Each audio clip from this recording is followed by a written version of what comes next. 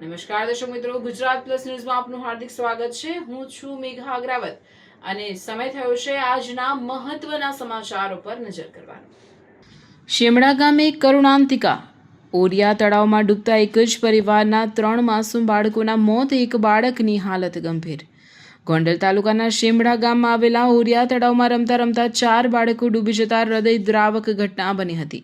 આ દુર્ઘટનામાં એક જ પરિવારના 3 માસૂમ બાળકોના મોત નીપજ્યા છે, જ્યારે એક બાળકની હાલત ગંભીર હોવાથી રાજકોટ સારવાર માટે ખસેડવામાં આવ્યા છે। માહિતી મુજબ ખેડૂત નીરુભા હકુભા જાડેજાની વાડીમાં મજૂરી કામ કરતા પરિવારના બાળકો તળાવ પાસે રમવા ગયા હતા અને અચાનક ઊંડા પાણીમાં ગરકાવ થઈ ગયા હતા। ઘટનાની જાણ થતાં સ્થાનિકોને વાડી માલિકે ભારે જહેમત બાદ બાળકોને બહાર કાઢી ગોંડલની હોસ્પિટલ ખસેડ્યા હતા।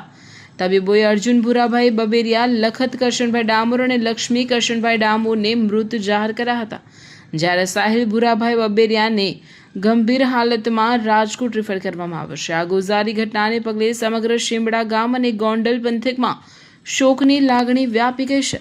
ગોંડલ સિવિલ હોસ્પિટલ ખાતે સેવાકીય પ્રવૃત્તિ ચલાવતા શિવમ સાર્વજનિક ટ્રસ્ટના પ્રમુખ દિનેશ માધડ, ગિરીશ ગોહિલ અને વ્યાજબીભાઈ સહિતના સેવાભાવીઓ પરિવારની મદદે દોડી આવ્યા હતા। દુર્ઘટનાની જાણ થતાં યુવા અગ્રણી ગણેશ જાડેજા, તાલુકા પંચાયત પ્રમુખ ભરત ઢોલરિયા, કારોબારી ચેરમેન સહદેવસિંહ જાડેજા અને તાલુકા ભાજપ પ્રમુખ અશ્વિન ઠુમર સહિતના આગેવાનો હોસ્પિટલ પહોંચ્યા હતા।